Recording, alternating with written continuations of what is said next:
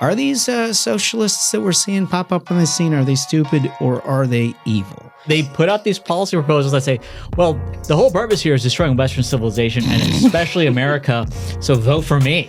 Do you believe that the 9/11 terrorist attacks on America were the inevitable consequence of American foreign policy? Inevitable in the sense that we destabilized a lot of the Middle East, that forced people to believe that another act of violence was the only response. That is the wildest take of all time. It was inevitable that people were going to get into 737s and fly planes into our buildings to kill thousands of Americans, to attack the World Trade Center, the Pentagon, and God knows, I mean, probably the Capitol if it didn't go down in Shanksville. Are you kidding me? The idea that it's our fault is just a concept entirely foreign to me. But people like this, you wonder, like, if it's inevitable, do they care? Like, is catastrophe the point? Inevitable is just another way of them saying we deserved it. American energy is growing. With a renewed focus on American oil and natural gas, we're rebuilding our industrial strength and driving investment. Energy demand is rising, and the United States has the resources to meet it. Here's the challenge. If we can't build the infrastructure to move that energy, pipelines, transmission lines, and power plants, Americans won't feel the benefits. And while projects stall, China moves faster. Not because America lacks energy, but because Washington's permitting system is outdated and broken. Energy affordability depends on getting energy where it's needed, when it's needed. Yet critical projects remain stuck for years in delays and endless litigation. We have the energy, we have the workforce. Now it's time to build. Let's secure American energy leadership for generations to come. When America builds, America wins. Pass permitting reform now. Learn more at permittingreformnow.org. Paid for by the American Petroleum Institute. Ladies and gentlemen, your attention, please. This program has become one of the most influential podcasts in America. I love the personality. You guys are killing it. I just saw your #1. So congratulations. It's an honor and a pleasure to welcome the great Sean Hannity. Guys, I love you. Congratulations on all your success. This is why you listen to the Ruthless podcast, because nobody else would ask that question. The only political podcast worth listening to is the Ruthless podcast. It's time for our main event. The Ruthless podcast. Good Tuesday to you. Welcome back to the Ruthless Variety program, where we are celebrating America, and we like to do that as conservatives here in the United States. I am Josh Holmes, along with Comfortably Smug Michael Duncan and John Ashbrook, left to right across your radio dial.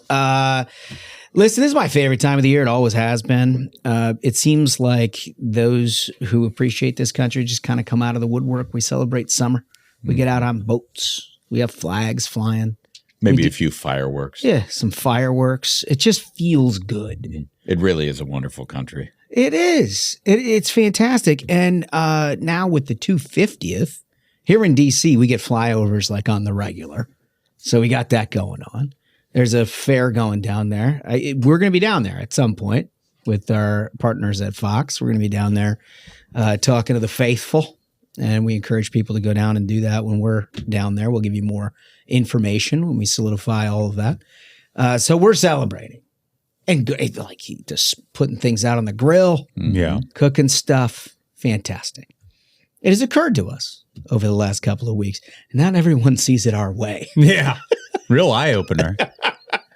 Well, first you had the New York situation, right? Yeah. And we dutifully reported that here in the Ruthless Variety program of all these lunatic communists that won Democratic primaries in New York. But it's not contained only to New York. The Democrats writ large have lost contain on the contagion that is the DSA and socialism. But it's not just, I hate to just brand it so, like socialism is like, oh, we have a different economic theory. Right. That ain't it. It's so much larger than all of that. It's you know, you got a little anti-Semitism in there. The end of Western civilization, which is... Yeah, that's it. And again, there's been terrific discussion that's happening on this because it is actually shocking. This is not just like, oh, hey, it's another person that Bernie Sanders endorses kind of thing. Yeah, it's not a political argument. Yeah, this is a group of folks who explicitly are like, well, we want to destroy America. Like that's essentially the platform, folks. Like seriously, like they put out these policy proposals that say, well, the whole purpose here is destroying Western civilization and especially America. So vote for me. Well, if you go back to like pre 9/11 days, there was a bunch of reports that came out that we found out about in the 9/11 Commission. But then there were documentaries that were done in the 90s and whatnot about this like isolated sort of radical cell of people who wanted to end Western democracy, saw it as the root of all evil. It was responsible at some point for, the first bombing of the World Trade Center, Cobart Towers, USS Cole, you name it. And they're like, this exists in the world. And I remember, at the time, everybody's sort of like, oh man, that's unbelievable that would exist in the world. Yeah, you're right. Guess what? It now exists in your congressional district and it's about to win. That's actually really shocking and sad. And 100%. That's eye-opening. It is. And so now that we're dealing with, on this very Tuesday, a primary of some import in Colorado. That's the other thing. I mean, that it happens fast. It happens very quickly. Like this is not like, over the course of 50 years, slowly. No. Colorado, I remember, in my lifetime, Colorado being a red state. Like this is a really fast movement. And you'd have these things of like downtown Denver over the past years becoming essentially like a homeless encampment. Crime goes up. Things get worse. This was a state that was known for like a great place to raise your families. And then it's like the downtown is essentially just like homeless people, crime ridden, and they're just electing farther and farther left. And now look who's there. Yeah. Now look who's on the ballot. So this thing has spilled over to a point where you've got in Colorado, I think it's District 1. Yeah. A candidate by the name of Milat Kuros. Is that it? Yeah. Challenging sitting Democrat. Is it DeGette? Diana DeGette. Yeah. Which is sort of a fixture in Democratic politics at some level. Something that never used to be done in Democratic politics, that people are like made man, like DeGette is like a made woman in the Democratic Party, has a great challenge. And it looks an awful lot to us like what happened in New York, what happened in New Jersey, what's happening in Michigan. Like all across the country, Democrats are having the same conversation. But to get a texture, because, we don't live in this world. So you ought to hear what it is that they think and why this conversation is happening. Clip 2. Do you believe that the 9/11 terrorist attacks on America were the inevitable consequence of American foreign policy? Inevitable in the sense that we destabilized a lot of the Middle East, that forced people to believe that another act of violence was the only response. And again, just like I said before, our responsibility is to getting rid of those conditions that lead to violence in the first place. Insane. Okay, it's our fault. We forced them to murder us. I'm confused a little bit by the way she handles the question, and that the way she handles it is to suggest, that we've had this massive presence in the Middle East and there's been war and whatever. And you could make that in a post 9/11 context. You could make that argument. I disagree with it, but you could make that argument. 9/11, I'm not sure that you could make a profound argument that the United States was destabilizing the Middle East and that we deserved 9/11 or it was inevitable. Like that is the wildest take of all time. It was inevitable that people were going to get into 737s and fly planes into our buildings to kill thousands of Americans, to attack the World Trade Center, the Pentagon, and God knows, probably the Capitol if it didn't go down in Shanksville. Are you kidding me? What you said earlier hits like extra hard because you think about before 9/11, that kind of thinking was limited to like Wahhabism. Yeah. These like extremely small extremist groups that lived in like mountains of Pakistan. Yeah, it's like they're away from civilization, right? And now we are seeing again, every time it shocks me that 25 years after 9/11, they've got Zohar Mamdani out there endorsing people who explicitly have said that they want to destroy Western civilization in America. That was in 25 years, folks. And now look at it's not just a New York thing because everyone likes to think, oh well, New York's going to elect whoever's the furthest left lunatic. This is now Colorado. Well, I love what these leftists say that we destabilized the Middle East. When was it stable? Yeah. Right. Don't you remember the stable When Middle was East? the stable part? Was it famously stable Middle East? When Russia was invading Afghanistan, or like all the wars between Israel and their Arab neighbors? Stable times, maybe the Iran-Iraq war?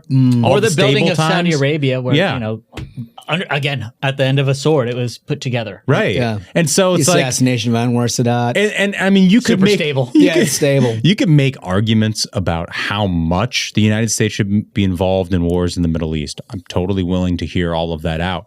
But the idea that it's our fault is just a concept entirely foreign to me. Right. And at some point with these socialists who are saying ridiculous things, it stops sounding like a political position and starts sounding like a negotiating position. Like they are going to do something terrible to our country if we don't heel to them. Wow. And I firmly believe this, fellas. There are so many people inside of our country, even with Donald Trump as president of the United States, we don't know who they are. I mean, the people who crossed this border while Joe Biden was president, while his people were looking the other way, we don't know who they are. So what we have to rely on is our law enforcement, our people who are getting spit on by the allies of people like her, and we're being told like no police. You're not. We have to defund the police. Yeah, like you're not allowed guns. You're not allowed to make yourself more safe from these people who are actually living inside of our country right now. Yeah, I looked. There was that huge news about how the FBI and our intelligence services defanged an operation that was going to attack America's fair. Yeah, and like that's gone from the public consciousness. Like we're not talking about New York minute. It's part of the problem that you get when you're doing your job because you prevent catastrophe. But people like this, you wonder, like if it's inevitable, do they care? Like, is catastrophe the point? Inevitable is just another way of them saying we deserved it. It is. That's what it is. It really is, but she's not done because she puts a little finer point on the context by which she comes at all of this in clip 6. That firebombing attack in Boulder on the group of peaceful protesters there that were protesting in support of the Jewish hostages being held by Hamas, was that firebombing attack on them an act of anti-Semitism? I don't know what was in the heart of the perpetrator. All I know is that he went and attacked innocent people because of what they might have believed. And I don't even know what the people that were at that protest believed too. In fact, most of them were probably just there to, ask that the people who were kidnapped during October 7th be returned home to their families. That's not a political statement in and of itself. But you would not describe it as anti-Semitism? I don't know. I don't know what his intentions were. Okay, so for her to feel, here's the thing is also, I think what's very critical in that clip is she is trying to not in any way act like she sympathizes with the people who were murdered, who were kidnapped, October 7th, of her being like, that's not in and of itself political. I don't want to say that like I support those people who are kidnapped being returned. Like the fact that she is surrounded with such a radical group of nutjobs, because that's what the left has become. This whole like free Palestine thing, that's all it is it's extremely far left, violent movement. For her to feel like she can't feel safe being like, I mean, maybe some of I don't know the motive, maybe some of it was trying to get kidnapped people back. I'm not saying I agree with that sentiment. I mean, because that's become a litmus test in DSA politics. Yep, exactly. It's like if you show sympathy for the Jewish people, then you're a problem. Yeah. That's exactly right. That's the bottom line. Yeah. But I also find it interesting. Can we just pop an image while I'm talking? Just pop an image. We don't need the clip or anything, just of her. The thing that I find most fascinating about the way that these guys are handling all of this is that radicalism in the United States used to show up in the form of like the LaRouche gang or like David Duke. Or somebody who was just obviously objectionable that you were like, I mean, I don't think anybody would cast a bail, even if you agree with them. It's like, is that the best we got kind of situation? What the DSA and what this progressive faction within the Democratic Party has managed to accomplish is to recruit people that sound pretty well educated, pretty thoughtful. They present well. Mamdani is foremost amongst them.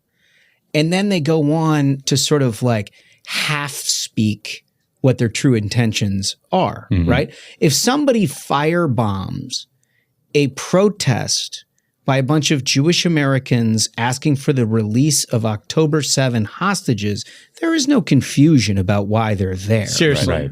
That's not something that anyone in the world could ever possibly be confused about the purpose of them being there. And it could never be confused as to somebody who tries to blow them up wants to accomplish. And that's the thing. So like you said that this individual presents well, this is a PhD student. Yeah. That's part of the thing is all this insanity. You see the vanguard of it is the academics. But for her as a PhD student, well, probably when your PhD is in like communism, you're not actually learning things. But for her to be like, I can't make an educated guess. Maybe it was a guy who just randomly threw a Molotov in the air and it somehow just landed on people who are trying to release Jewish prisoners. Like she's saying, I can't guess what would make someone do that. She thinks everyone's an idiot. This is just a political opposition to the Likud government in Israel. That's what that's all that is. That's all that is. Because that's the other thing they do. That's their get out of jail it's the government card. It's the policy structure. The way they formulated the last governing coalition. I think is gravely concerned. Yeah, I'm gravely concerned here in Colorado about that. If you look how these candidates act when nobody is looking, right? When they weren't even running for anything, you got to look to Chevalier in New York, and I know we're going to talk about her a little bit later on the show. But remember the organization she started when she was in college that said eradicate America. Yep. Yes. Two words right next to each other. And there's a lot of people on Twitter saying, oh, eradicate Western civilization. Not like, obviously that's bad enough, but like right next to each other. It's subject verb.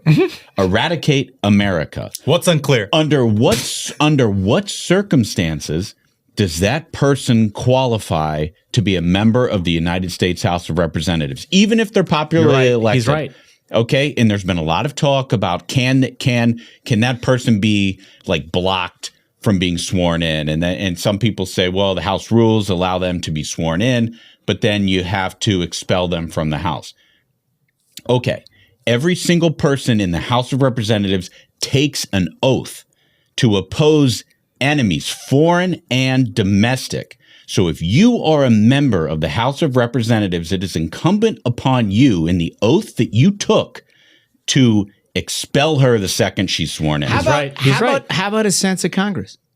How about a sense of Congress right now? They should do it right now. Where the speaker puts on the floor just a simple couple of sentences that say that somebody who has taken an oath to destroy America in one form or another should not be a sitting member of the House of Representatives. If I had to guess, bro, the Senate would block it. Are you saying that we should have a bill to save America? Like it's a resolution. The Senate would be like, not on our watch. It's a resolution. Get a 51 vote. They should do it. And it's vote on it. It's plain as day. You know what I mean? Like there are so many people on hard lefties, Bernie Sanders, AOC, people who I disagree with politically, who've never said anything like that. Yeah. Mm-hmm.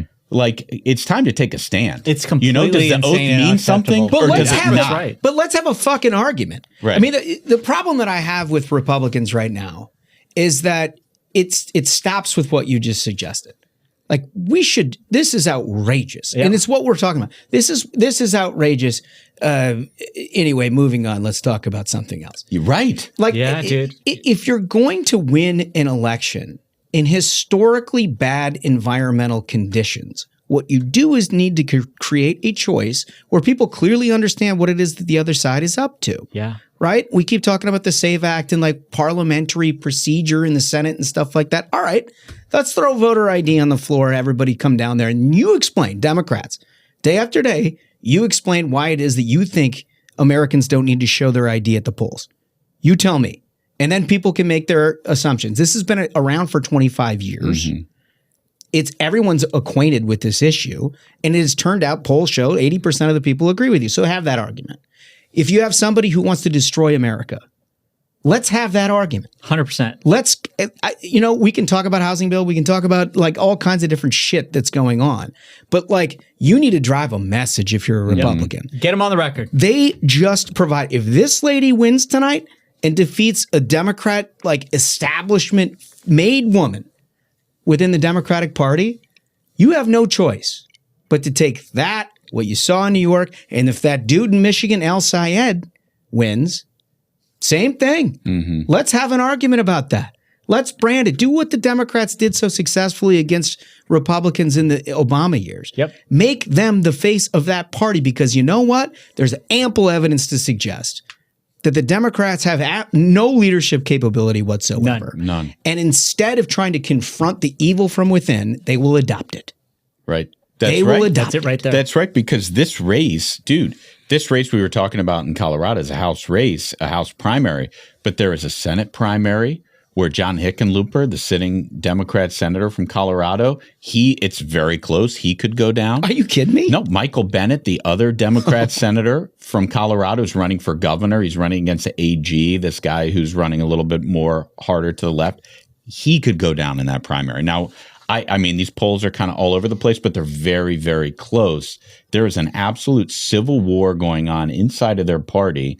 And until their people who are a little closer to the center stand up and they're like, no, I disagree with Eradicate America, like it's going to be awfully hard for them to speak with any sort of authority on things that matter. And what Holmes said, I think, is brilliant. Put it down there. Make every Dem vote on it. Make them accountable. Label them. Make sure they wear that around their neck. You're 100% right. I don't want to hear Donald Trump talk about anything else. I don't want to hear John Thune or Speaker Johnson talk about anything else. All of our people talk about it because this is real. This is real. You're going to find it and you're okay. Right. As crazy as it is that we're talking about all this stuff, if this kind of thing can happen in Colorado and Michigan, right. I mean, this isn't a Manhattan problem. Dude, Right. you do not want to look back and say 10 years ago we should stop them then. Yeah. Because they're not going to. They're not going to stop. The difference between the Republican Party and the Democratic Party when it comes to like the true insanity. You saw Donald Trump look down white supremacy and say like, it has no place in my party. He said it direct to camera on ABC when they asked him about it. Democrats don't have a leader with the capability of doing that kind of thing. And so they just kind of pretend like it doesn't exist, hope it gets them a speaker's gavel in the process. And like, if you let this kind of thing persist as a Republican Party, when they're not doing the work they need to do on the Democratic side, do not be surprised in 2028 when the Democrat Socialists show up and take all your shit. Well, and it's only a losing argument for the Democrats if people know about it. And that's the problem is right now it's happening in Democratic primaries and people are talking about it in the New York Times and your average American has no idea about this stuff. It's sort of like a football team and you run the ball and you get 4 yards. You run the ball, you get 5 yards. Keep running it down their fucking throat. Yeah. You run it until they stop you. You don't need another play. You don't need another play. This is our play. Yeah.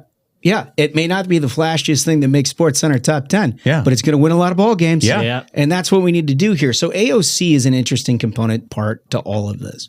And that she's very, very clearly the heir apparent to Bernie Sanders and is able to, one, be seen as like this pious figure within this democratic socialist movement, but B, not talk about the crazy shit that they're doing on a day-to-day basis.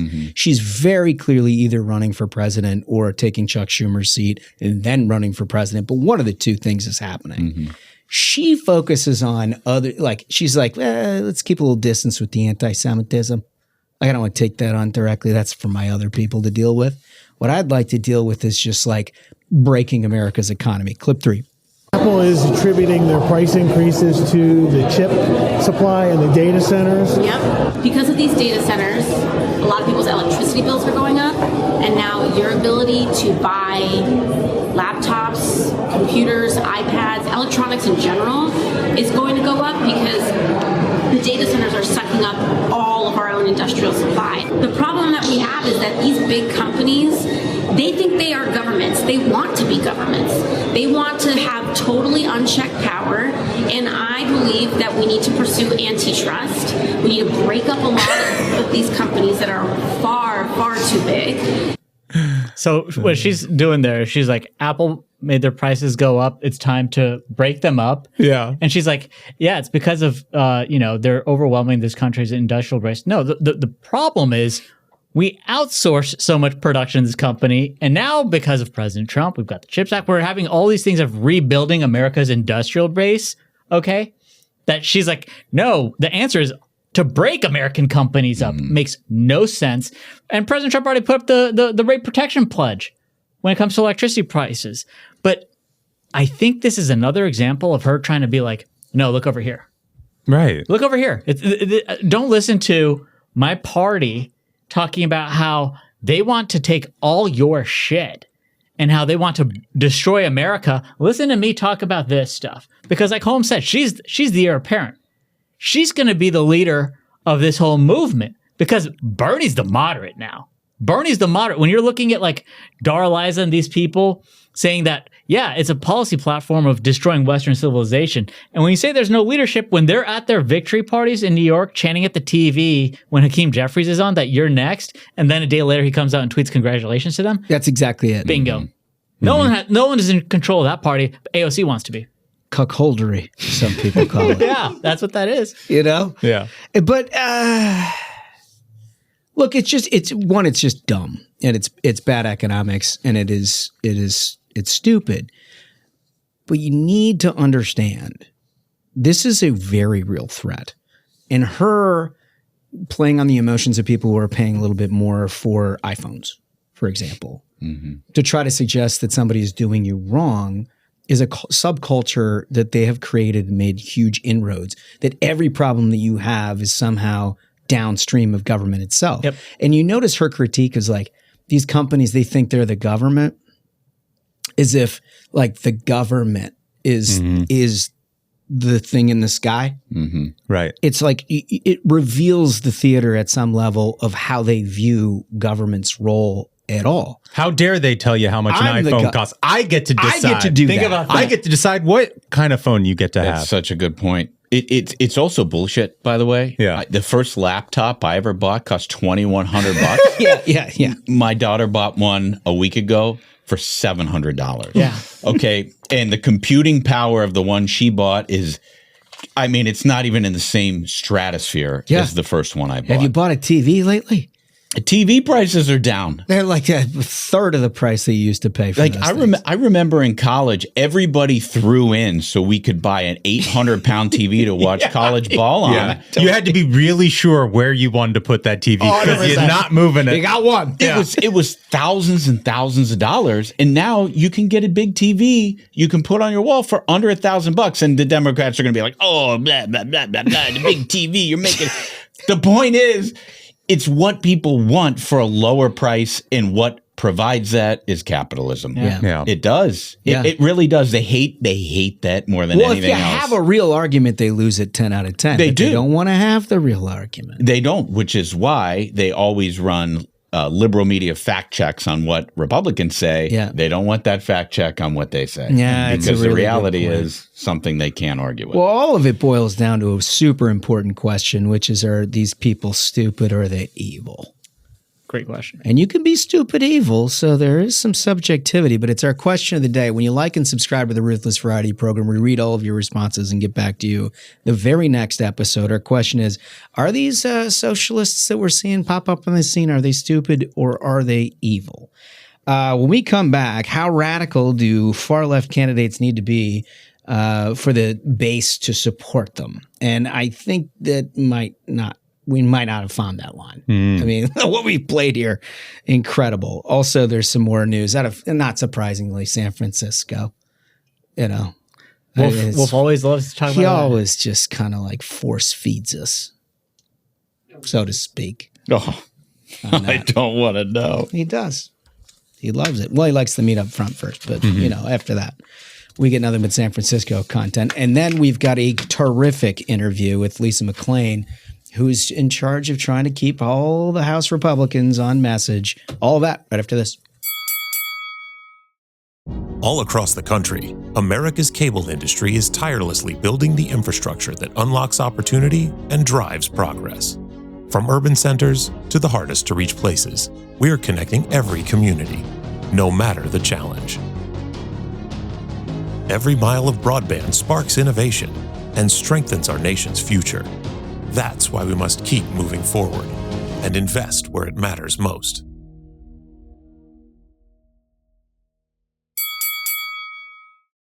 All right. So, listen, Wolf took some exception to me suggesting that this Northern California phenomenon was his. I think he suggested, Smug, that you may have had a role in it. It does seem to me like one of those incredible stories that nobody sort of puts a pin on because it's just, one, it's Northern California, you expect these kind of things. But this guy, Scott Wiener, somebody that we've talked about before, he's replacing Pelosi. Is that what he's doing? Or what is he doing? It's for that congressional seat. And listeners may remember that we've brought up, he's basically like as far left as the mind could comprehend for a legislator in San Francisco. And he's running for Congress now. And I saw over the weekend that Wolf was defending this guy, Scott Wiener. He showed up in his replies and he was like, oh my gosh, protect Scott Wiener kind of shit. And I replied to Wolf on that of being like, no, I think it's good and Scott Wiener deserves to be mistreated. But let's look at the larger, bigger picture of what's going on here is Scott Wiener is a guy who has pushed legislation such as SB 145, which removed mandatory sex offender registration for individuals who engage in statutory rape of a minor. Come on. He also pushed SB 239, which reduced, quote, knowing exposure from a felony to a misdemeanor for trying to expose people to HIV. Like this is the kind of stuff that this guy, Scott Wiener, was also seems a little strange. It's extremely sus. That this guy's, it's like, I think as you always say, Smash, like, you get a politician, they're like, oh, taxes, roads, infrastructure. Housing. This guy's no sex offenses is my thing. Yeah. And decriminalize them. That's really well, yeah. my So thing. he also did this SB 384. This was authored by Wiener to reform California's sex offender registry from lifetime registration into a tiered system. So there's basically tiers to the degeneracy. So you don't have to register if you're a sex offender unless you like have the most horrific crimes. Yeah. He wanted in tier 1 to turn a misdemeanor for sodomizing a minor. Like this is what we're talking about. So this again, is not exactly housing or taxes or funding for some lib thing du jour. This is Section 8. He's taken a great interest. I gotta say, Wolf did a ton of research on this Wiener story. Extremely exhaustive research on Wiener. That's what Wolf spent his weekend doing, and also on. Hope he didn't use a work computer. Jeez. But we bring this guy up because here's the thing: wait a minute. Smug texted on Sunday morning, and he was like, "Did you see this story? This is outrageous. This guy's the worst person ever." And here's Wolf, the thing. I need the research. And here's the thing: the reason I did that is because Wolf earlier had tweeted in support of Scott Wiener. So it's just outrageous, and that's the truth. I just couldn't. Everyone can go back on Twitter and search him. Anyways, we say all of this to bring it up that Scott Wiener in today's Democrat Party is not far left enough. And why is that? Can we get clip number 4? We don't need to play all of it. Why are you not saying nothing? Say free Palestine for the camera, dog. You say you're against the genocide, right? That's what you said? Because you're running for office? Say free Palestine then. You can put your face on camera, but you can't speak on his behalf. You can say free Palestine. I'm giving the opportunity to say that shit right now. So that's what it's about. Okay. And this is the jumping off point and how this segues into the first segment that we were dealing with. This is someone who had become a hero in this weird, aggressive LGBTQ trans thing, in large part because he was decriminalizing a whole bunch of which apparently to a segment of that group is a priority. And he was like the guy with the courage to do the thing where like you can credibly be accused of being a sexual deviant. I mean, I don't think I'm speaking out of school on that. No, he even would show up to these things wearing like leather straps and stuff. Yeah, dude. I mean, that's the thing. Is like he was not like subtle. Shy about it. Yeah, he was not subtle at all. So he became a hero on that point. But his last name is Wiener. And that has two things. One, it works pretty well with the LGBTQ thing. And people found that very convenient. Right up until the point where they started hating Jewish people. And then you're like, oh, there's an anti-Semitic Jewish thing in there. Well, what are his thoughts on it? And I want to do this and then come back to the other clips. I don't know. How does he feel about all of that? Clip 7. For those of you who saw the debate clip from last week, I want to clarify that I do believe Israel has committed genocide in Gaza. We all have eyes, and we see the absolute devastation and catastrophic death toll in Gaza inflicted by the Israeli government. And we all have ears, and we hear the genocidal statements by certain senior members of the Israeli government. And to me, the Israeli government has tried to destroy Gaza and to push Palestinians out, and that qualifies as genocide. Okay. So here's a cat who was a Jewish American, obviously, has that statement out in the public domain, and yet he's got left-wing activists coming at him saying, like, you're insufficiently pro-Gaza in all of it. Why? He's pretty clear in that. I think we know why. Because his last name. And because of what he believes in. And this is also, clip 5, he is attending a trans march in San Francisco. Can we get clip 5? And I think your policy, on the genocide in Gaza, and I think your policy on the genocide in Gaza is terrible. I think you do not belong here. I think you do not belong here. Oh my God. You do not belong here, Scott, anymore. It sucks because you've been wonderful. You've been wonderful for trans people, and you've been terrible. And you've been terrible.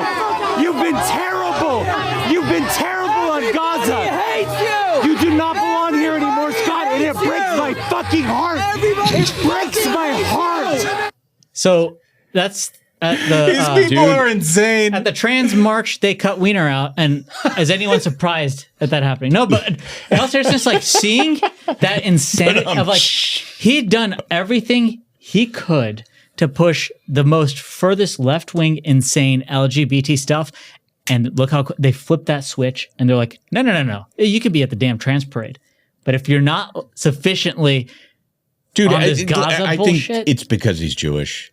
Dude, we know this is where Democrats are right now. Yep. They are attacking this man, and I disagree with all of his politics and everything, all these bills and everything. I wouldn't vote for him, but he's Jewish. And so he's held to a standard that no person could ever achieve, even on the left. They hate his guts simply because of who he is. I'm glad and this that is happened the to him. problem. That's the thing. I'm so glad this happened to him. This is happening to him. He deserves it. Don't feel bad for him. I disagree with Wolf, You who tried aid and taking abet. his side. That's Yeah. the thing. Wolf was like, no, you shouldn't do this to him. Yes, you should. You should, because the left needs to show, the Let whole world them needs to see enjoy what they built. I get all that, but this is a problem that is within our own borders right now. Yeah. That a Jewish man who's a politician can be attacked like that simply for who he is. That is a problem, guys. Yeah, like it is become a a huge, Republican. huge problem. Yeah. You know? Well, stop I- pushing I'm to, not to disagreeing with it. decriminalize, pedophilia.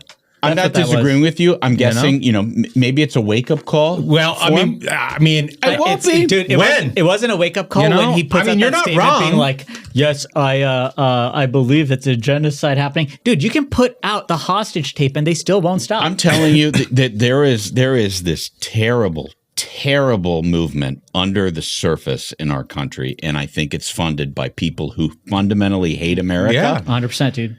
And it's not good. Like it has to stop. Like in the same way that these leftists who say eradicate America, they're also like playing footsie with the anti-Semitism. It has to stop. But it really congealed around the anti-Semitism. And this guy made his name when the big thing was trans rights, right? And that was the thing that galvanized a whole bunch of this wacko left. Is trans stuff and decriminalizing sexual assault and all these other things that somehow, by the way, they were running the Believe All Women while they're trying to make the men compete in women's sports and decriminalizing sexual assault and all these other things. Like it makes no sense in the world, but that was like the litmus test right up until the point where Gaza became the thing. And when Gaza became the thing, never mind the fact that all of the trans rights people would be summarily executed in Gaza just simply for existing. Mm-hmm. That is now more important than anything that he had done that galvanized their support previously to that, because that's the new harbinger. But that, if you look at all of these things we've talked about, it's the new climate change. It's the thing that is governing all of it. And so if you're a Jewish Democrat, keep those peepers popped. They're talking about you. Yep. And I don't care if you are Chuck Schumer or if you are just a guy that goes to the synagogue. Whenever you go to the synagogue, they're talking about you. And that is the base of the Democratic Party that not only has a foothold in primary after primary across this country, but has a foothold in the governing posture of the Democratic Party should they get majorities. That, I'm not being hyperbolic at all. Non-beliefs, dude. That is it. That's it. But that's what they got going on. All right. That's not all. We got more California. This story is wild, though, and it's New York Post. Yeah, okay. So a lefty California teacher declares she married a Gaza man to give him U.S. citizenship. Equalize the playing field, she says. Graphic one, you can see the happy couple.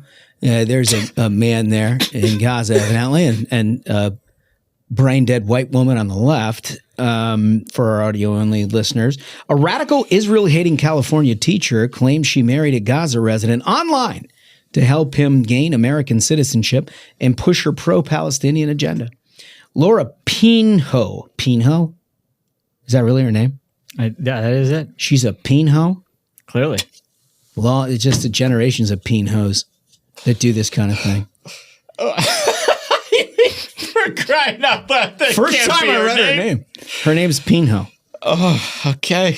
There it is, right there in black she and tells white. you right there in the surname. A dance teacher from Canoga Park Senior High School in California announced her nuptials in a wild June 16 Code Pink Zoom. Called Challenging Zionism in Our Schools. What they did, and this was all part of a thing, but there's a quote. I have a power as an American citizen. I have a passport that I was just born with. And how can I live in this world if I don't make every effort to equalize the playing field on whatever way I can? Unclear what playing field she's talking about. Pinho, that is. And so here's the thing is, the reason this kind of crazy shit went down is because Utah allows virtual marriages in which both parties aren't in the same location so long as they have secured a Utah County marriage license, provide valid ID. How did they get the Gaza ID for this guy? Anyways, for people who aren't physically present. So like on Zoom, she marries a guy in Gaza to get him a U.S. citizenship. But listener, the story is even crazier because she has children. Like, not just that she's exposing to her insanity by being a public school teacher in California, she has children of her own in her household, along with the guy she had the kids with. You know, you hear those like horror stories of friends and acquaintances. They they get caught up and they get in a bad marriage. I've heard a lot of stories like in the Trump era of like relationships falling apart. Yeah. Because, you know, someone goes psycho. Right. Someone goes psycho, just becomes like a pink-haired liberal. Yeah. Whatever freaks story, out. Whatever story you've heard pales in comparison to what this guy Derek Reed has to contend with. And Derek is the guy who she lives with. And he's an improv coach who also lives at the Address, and they have a 5-year-old. Oh, they have a 5-year-old. She is testing his improv skills in real time. Reed told the Post that he and Pinho were domestic partners. He should have known with the name. I'm just saying. But maybe it was hopeful. Yeah. Well, I mean, she was a Pinho right up until she can't turn a Pinho into a housewife, bro. Everybody knows that shit. Everybody knows that. Once a Pinho, always a Pinho. Anyway. I mean, it like, can we put her picture back up for a second here? Yeah, let's just see the happy. That's the happy couple. Liberal white women need to be stopped. Yes. Okay. They're the only demographic that will literally ruin their life for a political Instagram post. Yeah, 100%. Like that woman, if this was September 2001, she'd be in the cockpit with Muhammad Atta with a map, being like, go that way. Oh, my God. These women are insane. Yeah, no, I mean, and they're going to be the downfall of our country. I agree with you. And there's look, there's a whole bunch of backdrop to that conversation at some point we'll have when we're all ready to lose our jobs. And here's the other thing though. Like you said that like for an Instagram post, she was on a Code Pink Zoom. Right. It's all virtue signaling. Doing like, how cool am I? And like people on the Code Pink Zoom were like, you're a hero. They thought that was awesome. Bad news for her is that marrying someone to obtain a green card is a federal crime and can carry a 5-year prison sentence and up to $250,000 fine. Oof. Let's see that happen. I would like to see a DOJ presser on this lady. Yep. Let's make an example. No, you know what? I'll do you one better. In lieu of jail time, she can be deported to Gaza so she can live with her betrothed. You know what? She should, and she point. should be able to take all of her like LGBT flags and all of those things and educate the good people of Gaza as exactly what that left-wing progressivism entails. I'm sure they'll be receptive. Super receptive audience. I'm sure they'll be receptive to all of it. All of it is, by the way, unbeknownst to Derek Reed, who said that he had no knowledge of her marriage to Abu Amra, who's the cat that was in the picture. Quote, she's been radicalized. I don't know anything about that. The crowd she runs with, I'm worried for her. That's tough, dude. So anytime you think you got a buddy in a bad marriage, think of old Mr. Reed. Can I just present to you fellas a little bit of a different take on this? It said she's a teacher in California. And I just like a dance instructor. Yeah, I want to let you know some statistics from the National Assessment of Educational Progress here. Alabama students averaged a higher score than California's students in fourth grade math. California ranks 43rd nationally among fourth graders in math. California has a lot of money, a lot of smart people. 43rd among the states. In reading, Mississippi ranks ahead of California. California ranks 37th in reading for fourth graders. They're actually training their educators. I'm telling you, it seems like they're otherwise occupied. Yeah. Okay, because there's even a demographic gap here. A black fourth grader in Mississippi is 2.5 times as likely to be proficient in reading and math as a black fourth grader in California. So they don't even look out for the people who need the most in their own state. They're looking to Gaza for whatever they're spending their time with. Maybe spend a little less time interviewing the peen hose for a job. Anyway, incredible story. I'm glad that we flagged it here on the Ruthless Friday program. We want to get to our question of the day. Our question of the day from Fun Time Friday, which, by the way, was a fun time. Thank you, gentlemen, for that. We had a lot of good discussions, but it ended with a great question, which is, what's the worst joke you've ever heard? And when you like and subscribe, we read all of your responses. I got to say, a lot of great stuff in there. We just put a small sampling. And to do that, we always start with a voice. Okay, first one from Dynasty Limousine. Dynasty writes, worst joke. What do you call a guy with no arms and no legs at the front door? Matt. Horrible. Unbelievable. Poor My Matt. God. Just a nasty Dynasty Limousine. Comment 2, Dunks or Runks. This is from Jordan Tunney. Jordan has a axe to grind about King of the Hill. Question of the day. The worst joke I've ever heard is that Comfortably Smug is an impartial judge. Oh, yeah. Outrageous. I agree. He's got the balls and strikes called in his head before each exhibit is shown on King of the Hill. Impeach and remove this activist in robes. Hashtag America 250. That's outrageous. Jordan is right. Of course, Jordan is right. May I say, rest easy, Jordan, because Thursday is coming. And I am the judge. Justice will not be totally served until I, in fact, don the robes. And I will have some thoughts. My only hope is that Smug can win around and I can get there. I just want the record to show I didn't do anything. No, I don't know. You seem to play a lot. You took the victory. I know that. Comment 3, Smuggles. Comment 3 is from Toby Gagnon, and they write, question of the day, Mickey Mouse is in court. The judge asks him, you want to divorce Minnie because she's crazy? Mickey replies, no, I want to divorce her because she's fucking goofy. That's good. I like That's that. good. There was a million others in there too. I wish we could get to all of them because they were very, very funny. But we got to get on because we've got a very good interview. And, like us, you're probably wondering, like, where are we at with Republican messaging here? We hear a lot about the crazy Democrats and everything else, but there are a few people who are sort of in charge of trying to figure out how to get consistent messaging. And this woman does as good a job as anybody who's elected in leadership, Lisa McClain. Well, very excited today because we have the chair of the House Republican Conference here. We're a big fan of this lady for all the reasons we'll get into and more. Lisa McClain, how are you? I'm good. Everything is just normal. Smug's everything? not a big fan of me today. Oh, nice. That's hurtful. I love That's that hurtful. shot. Shots across the bow. Well, you can blame the airlines. But he'll be here momentarily. Listen, a lot going on. One of the reasons why we have loved you and your work for years is that you have just sort of this clarity of all the crazy stuff that you're seeing, right, left, and center, but just a crazy discourse. And you've sort of distilled a whole bunch of issues down to some common sense stuff. But you're also no nonsense about expressing that. And we don't have enough of that.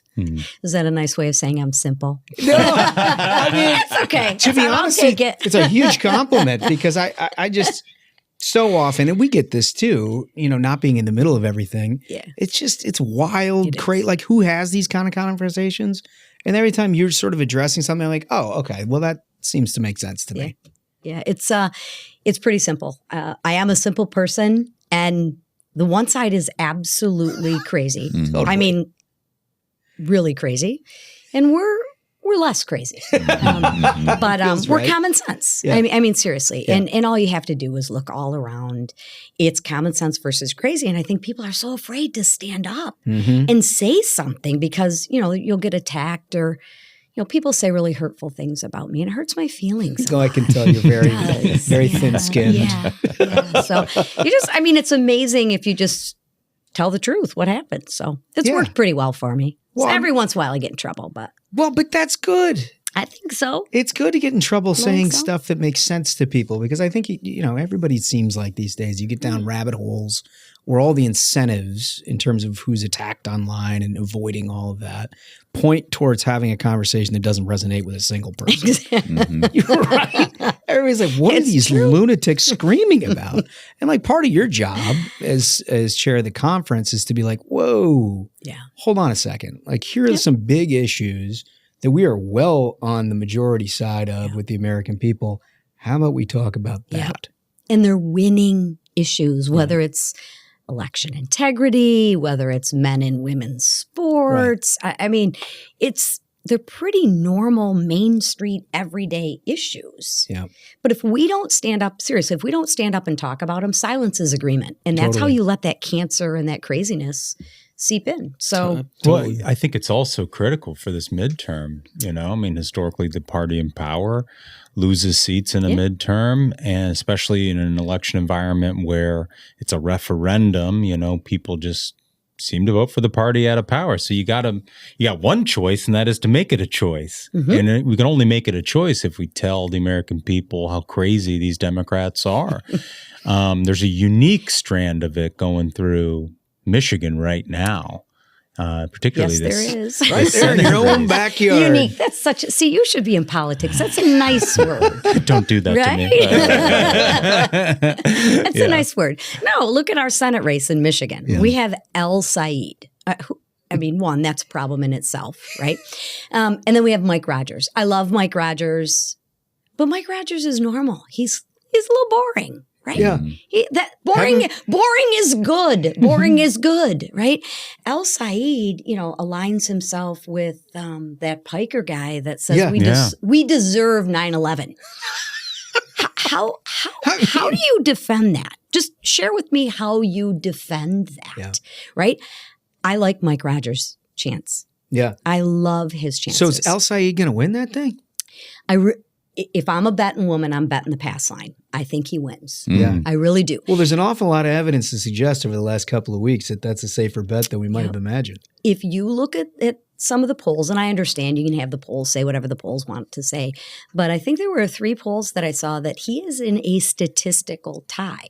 But think of what he's done to Haley Stevens. Even if he's in a statistical tie, he's had to push her views so far to the left. That's not who she is. Yeah. Right. And who can stand her voice anyways? Oh my God. It's like nails on a chalkboard. I feel like Sayed's also benefited from the collapse of McMurrow, the third candidate in that primary, which, I mean, it was like a lead balloon. Yes. Which is incredible. She was like, oh, by the way, I hate the people who I'm asking for their vote.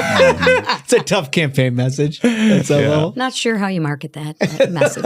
A message, nevertheless. It's tough. Yeah. But that's, I mean, look, it's part of what we've seen in Michigan for a long time. And it's a big, diverse state with a working class population that President Trump has had an awful lot of success. You've had an awful lot of success in. But we also haven't won a Senate race there since what, 96? Spence Abraham. Yeah. Mm-hmm. Yeah. But I think we haven't because the candidates are alike. Look, in Michigan, if you're Republican, you're voting Republican. If you're Democrat, you're voting Democrat for the most part, right? But if you take that 12 to 14% independent, they're not voting for crazy. Yeah. They're just not on either side. Yeah. And that's why I think Mike's got a really good shot. Johnny? So I've got a couple of questions for you. I mean, you have this great job as a representative of a very important district in a wonderful state of Michigan, but you also have this important job in Republican leadership. So I know you're talking to members from different parts of the country all the time, and I'm wondering what they're telling you is sort of the key thing that they're hearing from voters ahead of November. It's economic. Mm-hmm. I wish I could say it's different. It's really and truly not. And we have to make sure that we get the message out. Right now, the biggest economic indicator is gas prices. And it's because you go to the grocery store once a week, but you drive past the gas station, right, 4 times a day. And it's right in your face. If we can continue to bring those gas prices down, I think that's in our favor, right? But it's all economic issues. It's affordable. I hate to use the word affordability, and it doesn't matter that, under Biden, inflation was 9% and it's now 4%. Lose that argument. Yeah. It's a good argument. It's a valid argument. But it's hard to prove to people a negative and be like, don't you remember how bad things were? And they're like, no, I don't. We want it to be better. It's always right. I mean, the retrospective campaigning is hardly ever successful. Hardly ever. So I think the president is doing the right thing, trying to focus on bringing down, peace in the Middle East, so to speak, bringing down the prices of gas. But that's what it's going to come down to. Yeah. So the second thing I wanted to ask you, I know you interact with a bunch of Democrats on Capitol Hill all the time because that's the job. Half of the place or a little bit less than half of the place is represented by Democrats. Yeah. And I'm just wondering, there's so much conversation about the rise of socialism inside of their party and the hard left. And we just talked about this guy, El Sayed. Have you talked to Democrats who are a little bit more centrist or a little bit more moderate who are concerned about the rise or of normal or have 2 brain cells to rub together? Right. Yeah. Depending on if you're on camera or off camera. Right. Right. They're 2 totally different people if you're on camera versus off camera. Because they're scared shitless. Completely. Well, I say this. What's the number one job of a politician? I got to get reelected, man. Yeah. Right. Right. I mean, if we're going to be honest with each other, right? So if you get the cameras out of the way, you get the media out of the way, they are fit to be tied as to what's going on. These are centrist Democrats. I wouldn't even say the centrist Democrats. I there's would no say such thing the as that. normal. Yeah. Meaning unless there's 2 parties. Extreme socialist, I don't even call them socialists. They're communist Marxist, right? And then there's everyone else. If you talk to everyone else, they are, the wheels are off, right? Yeah. People are off the reservation, but they can't say that publicly because they'll get primaried. Yeah, they don't want the heat. That. But behind the scenes, the infighting sounds real. It is like real. It sounds like they're wringing their hands. They're not sure what to make of this and how they get forward. And you see it on TV too, when they're asked about this candidate or that candidate, right? It's like they shuck and jive and they do that dance. They can't answer a question. That tells you everything you need to know. Mm-hmm. Well, I'm very confident that we will prevail in the midterms in 2026. Yeah. It's like they forget that these people will be their colleagues. Yeah. And they're going to have to work with these people. And you've brought some props to illustrate this is my favorite. This is just, if you can, she's just my absolute favorite. So this is Chevalier. Yes. And it's not a good whiskey or a fine wine. It's honestly not. She's crazy. Holy smokes. She is advocating for the eradication of Western civilization. Yeah, that's a chapter for sure. I don't know if people realize, but Western civilization is you. Yeah, that's you. Hello, she wants to eradicate her own base. Yeah. Vote for me so I can take you out. Yeah. And then, oh, by the way, if you can't read, her statement, you can just look at her face. Yeah, she's got defund the police. In a mask. Yeah, in a mask. Yeah. Yeah. But at least her glasses and the mask is color coordinated, so that's good. Well, part of the we've been talking about this a lot in the New York thing, because I think there's a tendency of people to be like, yeah, well, New York has lost its mind. Look at the Mom Donnie thing. Look at everything else. But the larger picture here is what we've seen out of Democratic leadership over the last 6, 8, 10 years is the total lack of leadership. Amen. And in terms of any direction that they will go, their only job, it appears to me, that they think they have is to try to sit on top of this situation. So if it means adopting Chevalier's view of the world, if they get to keep what they think is a pathway towards a speaker's gavel, they're more than happy to do it. Absolutely. Well, look at Hakeem. I would not want to be him right now. No, but it's the same. But it's the same thing. I mean, I imagine it's a little bit more uncomfortable for him. But we saw this with Joe Biden coming into the White House in 2020, where they could get all the Bernie people out of the way, get everybody to endorse him, and just sort of surround him. But what he had to give away was Bernie's agenda. Yeah. He had to go do it. Yeah. You lost your soul. You lost your true north. You lost what you used to stand for, which is kind of sad when you think about it. But you're right.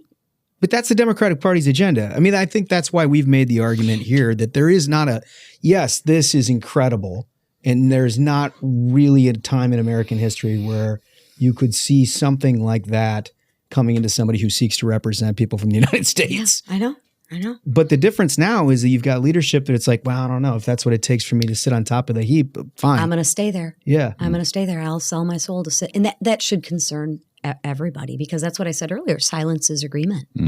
Is, I want to say Hakeem cares about America and the American agenda, but what Hakeem cares about more than anything is I want that gavel. Yeah, that's right? it. That's all I care about. At the end of the day, that's really all you care about. It's a whole bunch of Democrats who, like you guys were discussing, are concerned about this because they see the peril of trying to have a nationwide election at any point with stuff like this leading the way. And there's been some discussion internally like, well, we're going to be a problem for Democratic leadership. We're not going to just leave the problems to the squad or now this, whatever this DSA thing is. Do you believe that? I do. You think they're going to be a problem? Oh, absolutely. They've told you they're going to be a problem, right? And I don't, in my extensive 6 years in political experience, what I have seen is I don't think they're going to be huge majorities of 20 seat, 30 seats anymore. With all the redistricting and everything, smaller majorities. I just don't see that. So I think the smaller majority is going to be there. And when you have a small majority, just like let's look at the Republicans. Mm-hmm. One or two people carry a heck of a lot more weight now than they used to.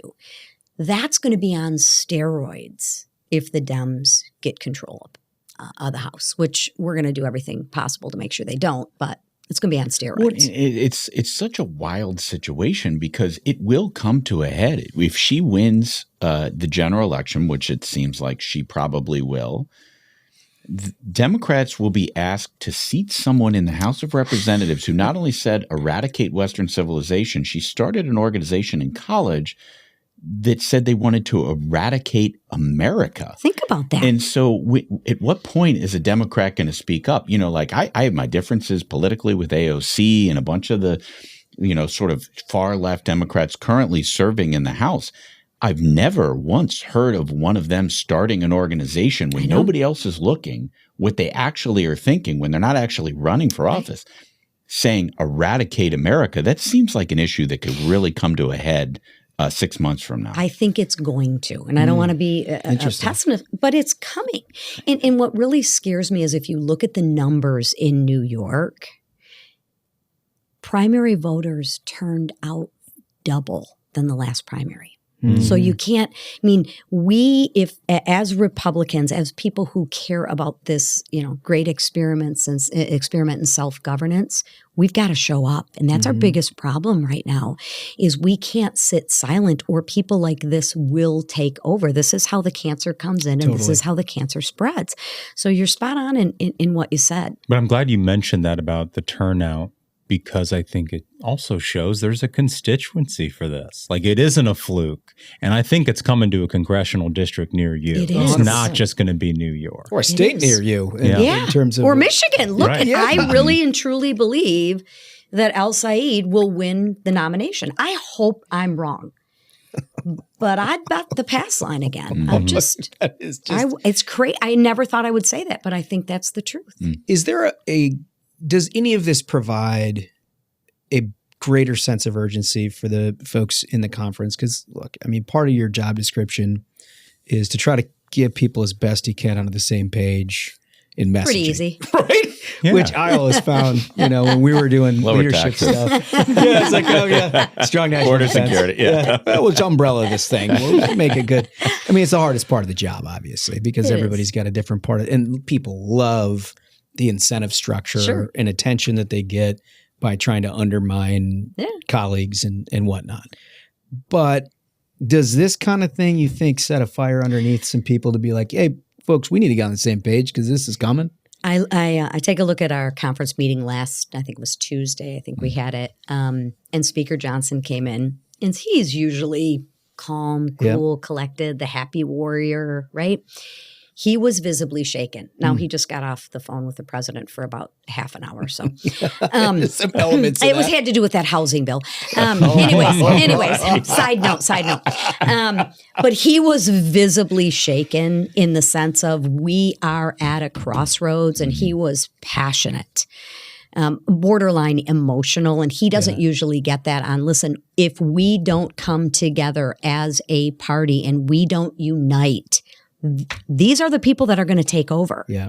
So he made a very impassioned speech and plea to the members that were there, and I think it's resonating. I think it's catching on, and you see the president that actually tweeted about it. Hey, can we all work together? We'll get a heck of a lot farther if we all run the same play.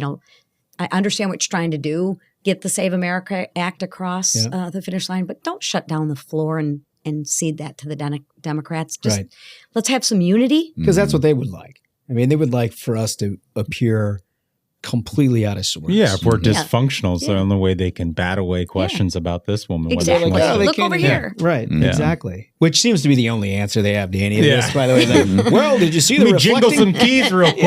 Look at the pools. Look at the not many people. Algae. Right? But I think, are you confident that by the Labor Day time frame, we got a team on the field, people wearing jerseys, and we're ready to go here? I am cautiously optimistic. How's that? Okay. That's good as I can hope for. It is the honest to God's truth. If we play as a team, we win. Look at what happened with the Working Families Tax Cut, the One Big Beautiful Bill. We played as a team. We won ugly, but we won. It won. And that was a transformational piece of legislation because we stuck together. I got about 80% what I wanted. You got about 80%. We both wish we got a little bit more, but we had a massive victory for the American people because we stayed united. If we can do that, it's a big if we can do that and understand who our enemy is, we will win because America doesn't believe in this. Yeah. No, listen, I agree with you. And I think everybody would do a lot of good if they listened to your messaging advice. Tell my husband that, please. I'm not speaking to I'm certainly not going to give my own wife leverage in that I tried. Can't violate the bro code here. I'm the odd man out, so to speak. Okay. So, look, last thing, summers in Michigan. Pure Michigan. Pure Michigan. Pure Michigan. They're fantastic. Yes, I they are. bet you hate the fact you're here 4th of July week, but you're doing the people's business. Got any, It's not warm. Some yeah, it's like Look at the hair. 105 degrees.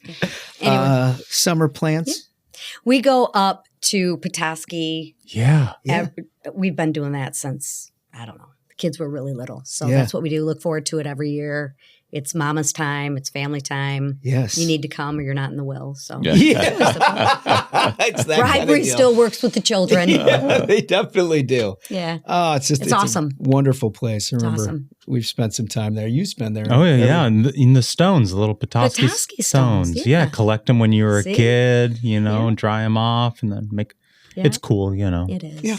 Oh, it's a fun It's little thing. wholesome. Right? I mean, there's no better place than Michigan in August. Yeah, There's Kid Rock zero had it right. humidity. It's like 78 degrees. Yeah. Summertime in northern Michigan. He had it right. Yeah. It's awesome. A little bit of perspective See? on everything that we're dealing with. You come back and you're like, maybe we should put our differences aside because this situation seems a little nervy. It is nervy. Yeah. Well, you're doing a great job. Well, Lisa thank you. McClain, thank you so much for coming and joining us. Enjoy it. You got it. Thanks. Take care. Thank you. Look, man, I think it's always interesting to have interviews with people who are up there on the Hill in the middle of it every single day. But she was particularly insightful because she comes from a state that is sort of at the center of what we were talking about at the top of the show. I mean, what's happening in Dearborn, I know, has been on the Twitter feeds of every single person listening to this show. And there's a lot of concern about the direction that state is heading. Nobody saw it coming 30 years ago, but here we are today.